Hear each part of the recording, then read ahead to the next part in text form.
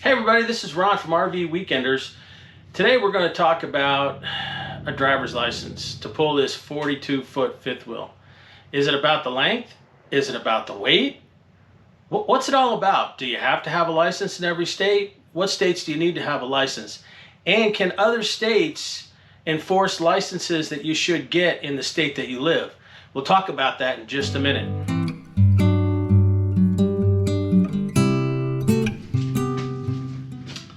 Okay, so let's talk about, do I need a driver's license to pull a fifth wheel?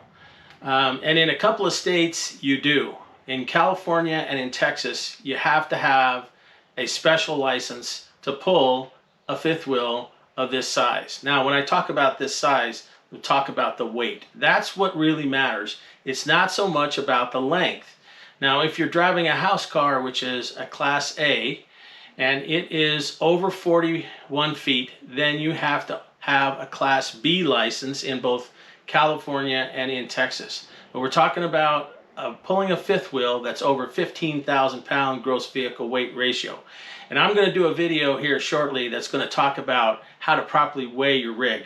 We're getting ready to go on a little trip here in a couple weeks, and one of the first things we're going to do is we're going to take our rig after we've loaded it all up, and we're going to go hit a cat scale, and we're going to find out exactly what it weighs. And then we're going to actually take the truck and disengage it from the fifth wheel and go weigh the truck. But for now, let's talk about the driver's license, okay? Okay, so Class A non-commercial license. If you're towing a trailer over 15,000 pounds, and it doesn't matter if it's a fifth wheel or a travel trailer. If the trailer weighs, gross vehicle weight ratio is over 15,000 pounds, you have to have a Class A non-commercial license. So how do you get one? Well, we're going to talk about that in just a minute. But here's a little bit of a warning.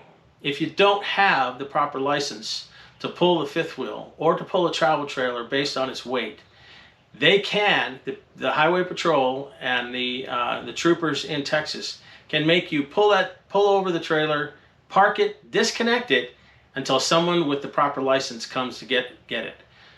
This is actually in their vehicle code book. I did quite a bit of research on this. I looked this up backwards, forwards, and upside down. I'm actually going to provide you with not only the links to California DMV, but I'm going to actually, and the Texas Department of Safety, but I'm going to actually provide you with the manuals that you will need to prepare yourself for the Class A non-commercial license testing, as well as safety tests, vehicle driving tests, and parking tests. All of that is definitely you have to do to get this license. Okay, and it's really important that if you're pulling a fifth wheel that's over 15,000 pounds or a travel trailer over 15,000 pounds, that you get the Class A non-commercial license. Okay, so what does that take? Well, the first thing you have to do is you have to get the book. Now, in California, there is a separate manual. And again, I will provide a link for that in the description down below. And if you can't get in and find it, I'm happy to provide that copy for you. If you go into rvweekenders.com and email us, email you back all the information that you need to get your license. To prepare for taking the test, you have to take a law exam, which is any driver's test. It's a written test that you're going to have to take. If you study the California book, you'll have a good shot at passing the test in Texas, because as I've found, they're both the same. Now, Texas doesn't have a manual. You have to go to the full California the commercial driver's license manual for Texas and read up on it and be prepared to take the law test. Now, the driving tests, the safety tests, and the inspections are literally identical. So I'm only going to go over it for the state of California, but you'll be able to see if you pull up the commercial driver's license handbook that I'm going to have attached, the link I'll have attached in the description, then you'll be able to see what you need to do. So you need to study for the law test. You need to prepare for the driving test. Now, if you don't have, if you're not familiar with how to drive or pull a fifth wheel, you need to find somebody that has the license. They will be, I'm sure, happy to help you out. There are some schools out there that you can go to be able to learn how to pull a fifth wheel or pull a travel trailer. What I would suggest to you is, in pulling a fifth wheel or travel trailer, Your pivot point is the tire, the axles, okay? So if you have one axle, your pivot point is that single axle. If you have two axles, your pivot point is dead center between the two axles. But that's where your pivot point is for the vehicles. Okay, there are some online, and I'll provide links for an online school. I actually used it. It was pretty informative. I was able to learn how to properly pull this fifth wheel and park it. When you do take your driver's test, you will have to park it. I actually had to parallel park this 41.5-foot fifth wheel, and it wasn't as difficult as I thought it was going to be. It's more difficult to back it into a straight spot than it is just to parallel park it. But you're going to need to practice, and that's what I recommend. So backing up here, you're going to study for the written exam, you're going to prepare for your driver's test, and then before you go, one thing you need to do is a safety check on your fifth wheel and truck. All of your headlights have to work. All of the clearance lights must work. Your brake lights have to work. The backup lights on the trailer, even though they are equipped, do not have to be engaged, but they can require, if you do have cameras, which we do on this rig, we have side cameras as well as the back camera, they can require those to work, and they want to see the screen on the dash and where you locate it. You also want to make sure you don't clutter your dash with a whole bunch of stuff like a GPS and other things, the bare minimum when you go to take this test. The more you clutter it, the more they're going to look at it and scrutinize everything that you have. So, that being said, again, it's required if you have a trailer or a fifth wheel that's over 15,000 pounds to have a non-commercial Class A license. So now, let's talk about the inspection. First of all, the safety inspection is pretty standard. They're just going to go around and make sure that all your lights work. That your brake lights, your tail lights, your clearance lights, your headlights, all of that stuff is going to work. Okay, if it doesn't work, if they go around and test it and even one thing fails, they will stop you right there and you'll have to go away and come back. So I would even suggest that right before you get there, you pull over the side of the road. You should have somebody with you that has the license, which is something else you need to understand. Because the first thing that's going to happen, you're going to take your test. They're going to give you a permit, and that permit is just like if you were 16 years old and just got your driver's permit, or 15 years old in preparation for your driver's license at 16, and you got to have somebody with you to drive around. Now, I couldn't find anybody, so I'll be honest with you. I drove around and practiced on my own until I was ready to go take the test. But then I found somebody that actually had a full Class A driver's license to go with me in case they wanted to make sure that I had somebody with me to when I got there that had an actual license. And a Class A full commercial license is good for any of the lower licenses, non-commercial Class A, B's, and C's. So that's accepted in California and in Texas. Okay. So now what I would like to do, and now that we've gone over all of that, is I would like to go through and show you what the inspection is like. So, and contrary to popular belief, you can have the checklist with you on the inspections. Okay? When I went to go do mine, I didn't have it. I was going off of memory. I was very fortunate. I had a great person that was testing me, and he helped me a lot. But those kind of people are far and few between. So I'm going to provide this down below, provide a link for this. Again, you'll need to email me and I will send you all the documentation. So you're going to go to rvweekenders.com and then shoot me an email and I will send you all the documentation that you need, all the manuals and everything that I have gone through. Also this checklist, I will provide that to you as well. So Stephanie's going to help me. We're going to go out and we're going to walk around and we're going to talk about everything that you're going to need to do to get past this inspection. So, all right, let's get to it. Okay, so first thing that we're going to talk about is this checklist. And there's some of the things that are on here are part of the safety checklist that you're going to have to do beforehand. And I'm not going to include that because you should be able to know how to go around your fifth wheel or your trailer and be able to know that all of the clearance lights are working, having someone help you check the brake lights, the turn signals, all of that you should know, okay? If you don't know, then you need to get with somebody that's really familiar with all of this and go through this, okay? But what I will go through with you right now is the commercial driver's license or the non-commercial driver's license checklist. And it's fairly lengthy, as you can see, okay? So let's get to it, all right? So you can see that right here, this is how I get to my fifth wheel in the back. I have this little ladder that I keep with me, and if you like, I'll provide a link to this little step ladder. And it works great. I have no problem reaching the bar or everything on the fifth wheel hitch so that I can get connected up.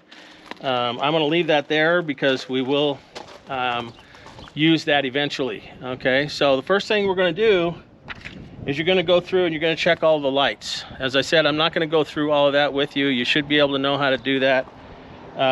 But then you're gonna start to the front of the truck. This is really where, as we call it, the rubber meets the road here, okay? And you're gonna start with the windshield and the mirrors, okay? They wanna know, is the windshield clear and undamaged? Can't have any cracks in it. Can't even have any chips in it. It's gotta be clear and undamaged, okay? The mirrors have to be secure, properly adjusted, and they have to be clean. So in this case, I need to have the mirrors up, okay, and adjusted properly. So, and when I sit in the truck, in the driver's seat, and the inspector may just sit in the driver's seat to see whether or not the mirrors are adjusted properly and they're sitting in the correct position, okay? The rims, they want to make sure that the tire rims are straight, they're not bent, they're not cracked, okay? They're going to look at the tires. They want to make sure the tires, there's plenty of tread. Now these are new tires, so there's a ton of tread on them, okay? Now the lug nuts, what they're gonna do is they're not gonna have you check the lug nuts, but they're gonna ask you, how did you check the lug nuts? Now for me, I carry a torque wrench with me. I have to for the fifth wheel hitch. The fifth wheel hitch has to be set in place at 60 foot-pounds because it's a companion hitch and it has the center post, okay? So I always carry a torque wrench with me with a lug nut socket as well as the socket for my fifth wheel hitch. And if I wanted to, I could pull that out from underneath the seat and show the inspector. I have my torque wrench right here. I set it at 150 foot-pounds. Whatever your truck is set at, that's what you would set it at. And then I would check each one of the lug nuts before I hook up the truck to the trailer. And that is, they will accept that. As long as you can describe what you're doing, they're not gonna have you go through that, okay? They're gonna ask you, when was the last time you had your brakes checked? Okay, because I can't see the brake linings here. I can see the disc rotor, and it's nice and smooth, and that's basically what I would tell them. But then they're gonna say, well, when was the last time you checked your brakes? Well, I just had the tires changed on the truck less than 1,000 miles ago, and that's when the brakes were checked and all the linings and everything were good to go. And they will accept that as well. As long as they know that you're keeping up on your maintenance, they will accept that, okay? The next thing we're going to do is we're going to open the hood.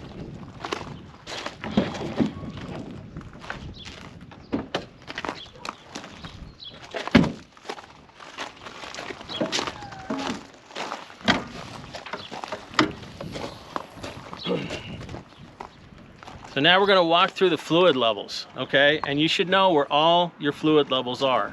That's another reason why I like to have the little step stool, because some of my fluid levels I need to be able to have the step stool to see, okay? I'm dropping my gloves all over the place here.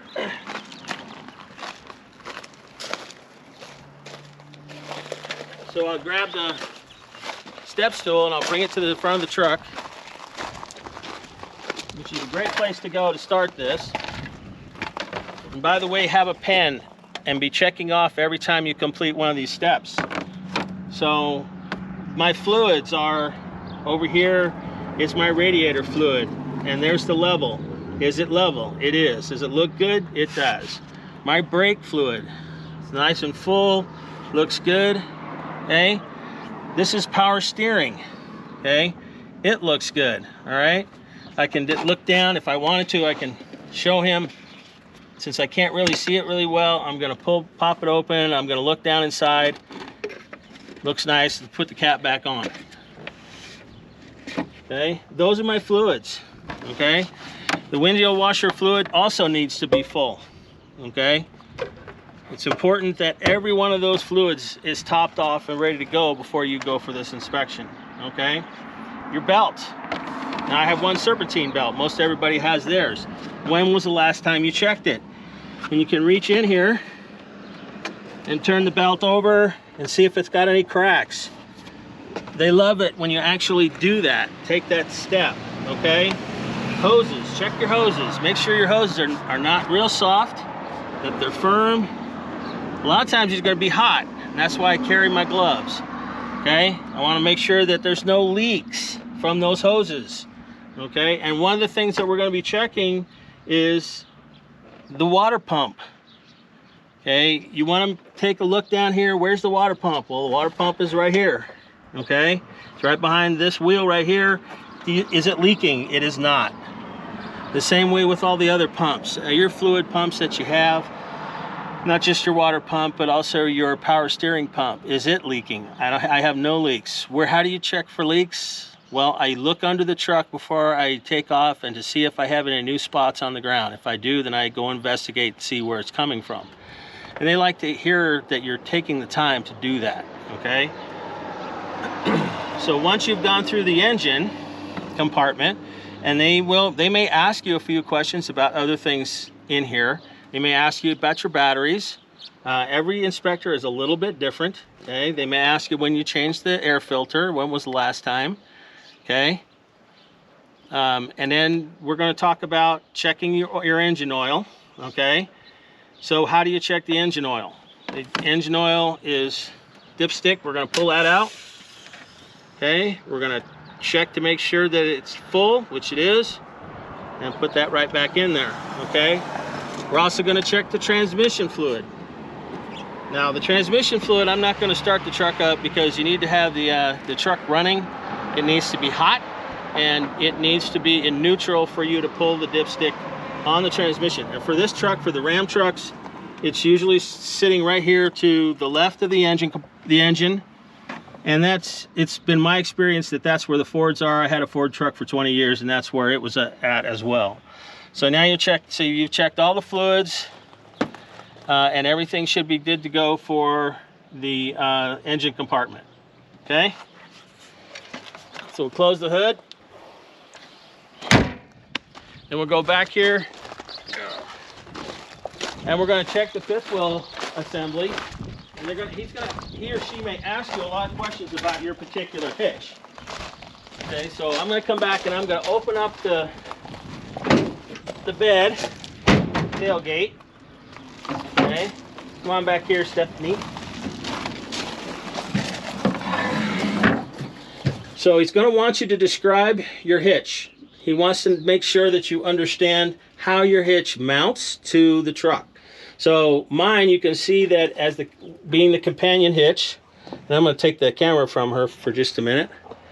Okay, it has a center point connector down in the middle. So if I could either have this type of a hitch, or I could have a pin, kingpin hitch, on the fifth wheel if I wanted to, because of this particular type of mount. Okay, but I've chosen the companion fifth wheel hitch with the center point mount, and I really like how this works. Okay, so we're going to look at the mounting bolts to make sure that, in my case, that mounting bolt is secure. I tell them I put my torque wrench on there before I hook up this fifth wheel and make sure that it's at 60 foot-pounds, and then that locking pin right there, locking plate, is put in place so that the bolt can't come undone.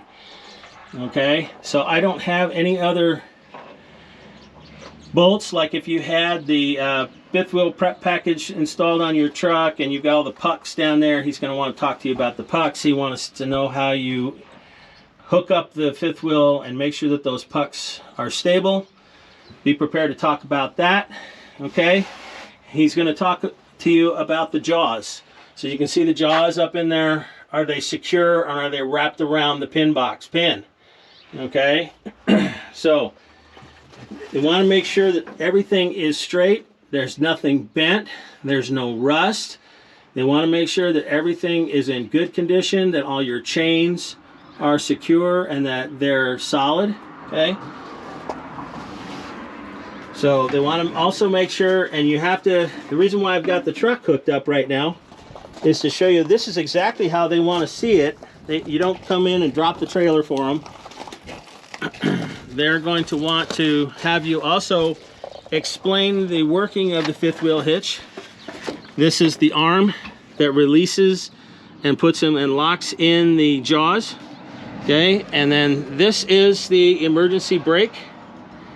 Okay, this so that they want to make sure that this is hooked up. Okay, and everything has to be connected like you're getting ready to go on the road. Okay, so every one of those you're going to take and make sure that you check off every one of these items. Okay, if you have a pin ball or a coupler, if you have a tongue, whatever you have to hook up your trailer to your truck, you have to make sure they're in good working condition. Okay, make sure that this breakaway switch is fully engaged and ready and hooked up. Okay, all right, and that is literally what they're going to want to see, and you're going to have to walk them through. A lot of them are different, as I said. They may ask for additional information, but walk them through the entire hitch. Now this particular hitch, you'll notice it has these pins, and that is because this is a companion hitch and this head piece comes off. So when I'm not pulling the trailer and I don't want somebody to walk away with this, I unpin this and I put it in the garage underneath the fifth wheel, and it's really convenient. It works extremely well. The pins, there's one on each side, and they asked me, what are those pins for? They are securing pins that prevents the head from lifting off of the main hitch body, you have to make sure that everything's in place, including the cotter pins, everything, so that it's just like you were going to run down the road. Okay, all right, now we're going to go back to the truck. Okay, they want to make sure. Hang on. What about if you have a slider? Is there any other things that, any kind of slider? What is there any other? So if you do have a sliding fifth wheel, you have to make sure that the sliding fifth wheel is in good shape and it works, that there's no missing parts. Again, this is the same for every fifth wheel hitch, that there's absolutely no missing parts. Everything is in good shape. Everything has to work. And you may have to demonstrate it, because when you get out on the road, he's going to be watching, or she is going to be watching that sliding hitch as you're making turns and as you're backing up. They're going to be paying attention to make sure that thing is working the way it's supposed to. Okay? All right, so the rest of the time on the truck, they want to make sure that they're going to check all your doors. They're going to make sure they're all working. Everything about the truck has to be working and in good condition. So let's talk about your brakes, okay? So when you get in the truck and you're sitting in the truck and you're both going to be sitting in the truck, he's going to be asking you about your rear view mirror. He's going to be asking about your side mirrors, making sure that they're adjusted properly. He's going to hear you do this. Make sure that horn's working, okay? He wants you to make sure that the emergency brake is working, okay? He's going to have you put it in gear to see if the truck rolls down the road with the emergency brake on. And then as far as regular brakes are concerned, I am going to start the truck at this moment in time, because you'll need to see how this is done. Okay?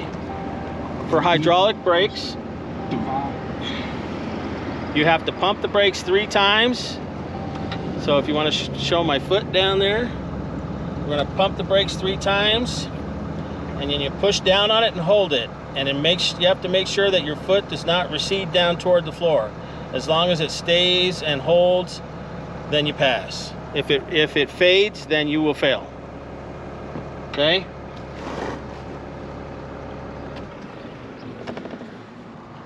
Okay.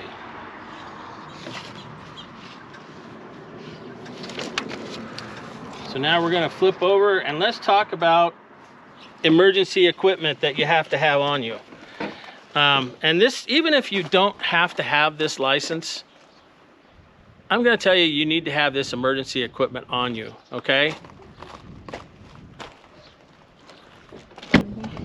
Okay, so let's talk about emergency equipment. Okay, let's go around. I'm gonna actually, you'll notice that the box in the back of my truck sits down low.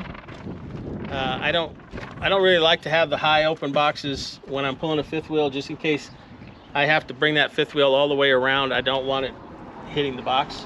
But this is where I keep my emergency equipment, my bottle jacks, and everything that I need if I have to change a tire or have an emergency on the side of the road. So this is actually where I keep my little step ladder as well, and it's right here so I can get right at it. Okay, so let's go around here to the side, other side.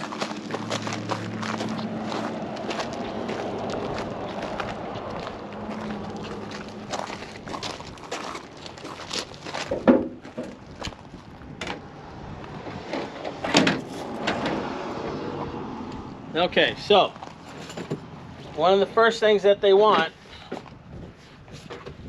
is these.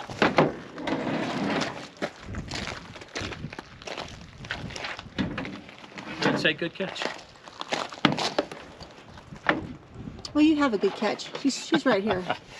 Okay, so you have to have 3 of these in the truck, okay? It is required. And maybe I can get them undone, maybe I can't. Here we go. So you might want to practice putting them together before the inspection. Yeah, you might want to practice putting them together, because I actually have never used these. Hopefully I will never have to, okay? Okay, so you have to have 3 of these. You can see there are 3 of these in the kit, okay? You can get these at Harbor Freight, which I believe that's where I got mine. So if you do have an issue, you're out there on the side of the highway, you got these 3 things that you're gonna back up behind your fifth wheel before you even start, okay? That's number 1, okay? A couple of other things that I keep in here, along with my bottlenose jack, is we found these on the internet.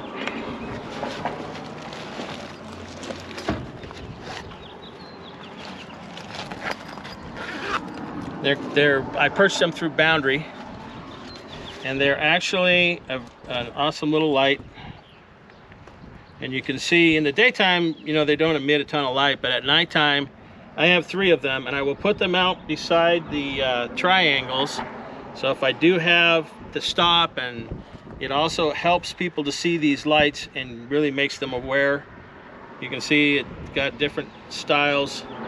And about every 6 months, you have to go and change these batteries to make sure that they're ready for you, okay? So definitely do that before the inspection. Yep, make sure your batteries are working. They won't ask you for these. This is something extra that I do, that we found. This particular light is a very bright light, okay?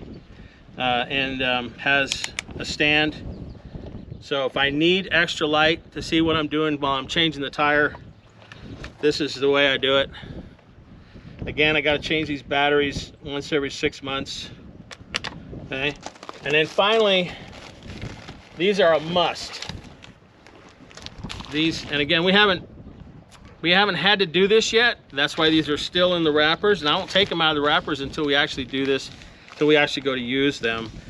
But anytime Stephanie is out on the highway, or I'm changing the tires, she would be out keeping an eye on traffic for me to make sure that I don't get hit, okay? She's gonna be wearing her vest. This is a safety vest, and I'll be wearing my safety vest.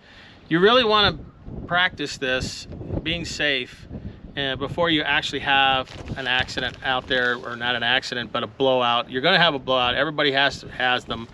We've had 2 in the 25 years that we've been pulling fifth wheels, both of them on our travel trailers. But we're gonna try like really hard not to have one with our fifth wheel by maintaining our tires. And we have a video about tire maintenance and preventing blowouts. So catch that video on our YouTube channel. You can also watch it on our you can see it on our Facebook page. as well as our website, rvweekenders.com. Okay, so those are some of the safety features, things that we keep in here. And we keep those in the box, along with tie straps and other things. Now there was one thing that I didn't talk about, and that is your plug. You will have to show them that your plug is working, that it's secured properly. And so I kind of want to go over that with you real quick, because I'm going to put in another plug once again for EZConnector. I'm going to leave a link for the EZConnector, but I really want to go over that again just so that everybody can see. For us, this is the plug of choice. Now you can see we have two different plugs here. This is for our DC to DC converter. We don't have solar panels yet, and so we have to have a way to keep our batteries charged when we're out on the road. Okay, you can see I have one half of the plug here, the other half of the plug here, and we are charging our lithium batteries on the road while we're driving to make sure that they stay charged, because we have a residential refrigerator, and we want to make sure that that fridge works. If we're going to be on the road for 8 hours one day, we have to make sure that we keep those batteries fully charged so that we don't risk that refrigerator going out. Now, we do have 4 batteries now that we didn't have originally. So we have 400 amp hours. We don't really need to probably use this that much, but it is worthwhile to check the state of your battery while you're driving down the road. Again, one of my big things that I will talk to you about down the road is battery monitoring. We're going to have a video coming up where I'm going to be moving my batteries up underneath the belly of the fifth wheel. We're going to be moving them just on the other side of the garage, along with our 3,000 watt Go Power inverter. So while we're doing that, I will show you the battery configuration and how we do that and why it's so important to have battery monitoring. Okay? But so what I want to talk to you about right now is this plug. Now, EZConnector, you can see this is very different. It has O-rings on the side to keep it sealed. When I'm driving down the road, it is in this socket. And of course, installing one of these in a Ram or a Ford or a Chevy is extremely easy. The guys at EZConnector have awesome customer service. I will leave a link in the description down below. The inspector was very surprised at how clean this plug was. And you can see that the brass is nice and shiny. There is a cleaning kit that EZConnector has that you can use to keep these clean. You can also, believe it or not, they stay clean. And one of the ways that they stay clean is on the back of the fifth wheel pin box. I have this storage locker, I guess I call it, where the plug stays when I'm not using it. So when I'm not using it, it goes up in here, and there's a very powerful magnet on the plug that keeps it in that place. The O-rings seal it, so corrosion is almost non-existent. Okay, so the inspector really liked that because it meant that the plug stays corrosion free, and you can see in there all the pins right there are the different connections for your lights and brakes and everything. That magnet keeps it in there. It's also locked in place with the lid. So this is one of the things that the inspector is also going to see, and I wanted to cover this last so that I could give a plug out for the EZConnector folks. We've been using EZConnector for well over 10 years now. We put one on this truck and this trailer because we like them so much. They're trouble-free. That's the key word there, is they're trouble-free. I'm not having to fuss with cleaning the connectors or the plug and the receptacle, because they're always clean. They always stay corrosion-free. Okay? All right. And that's it, unless you have air brakes. Now, if you have air brakes, which I don't, so I'm not really going to cover the air brake inspection, but I'm going to include the air brake inspection on this checklist for you, okay? So that you can go through it, and if you do have air brakes on your rig, you'll be able to see what needs to be done, okay? Well, that's it for today. Okay, so the links that I'm going to provide will be down in the description. Please don't forget to subscribe to our channel here. We love doing these videos. Hit that bell. Make sure you like the videos. Click that like button and share this with your friends so that we can continue to make these videos and share them with you. Again, we've been doing this for 25 years, and we're going to share a lot of experiences that we've had over the years with you guys. Okay, well, have a good one, and we'll see you on the road.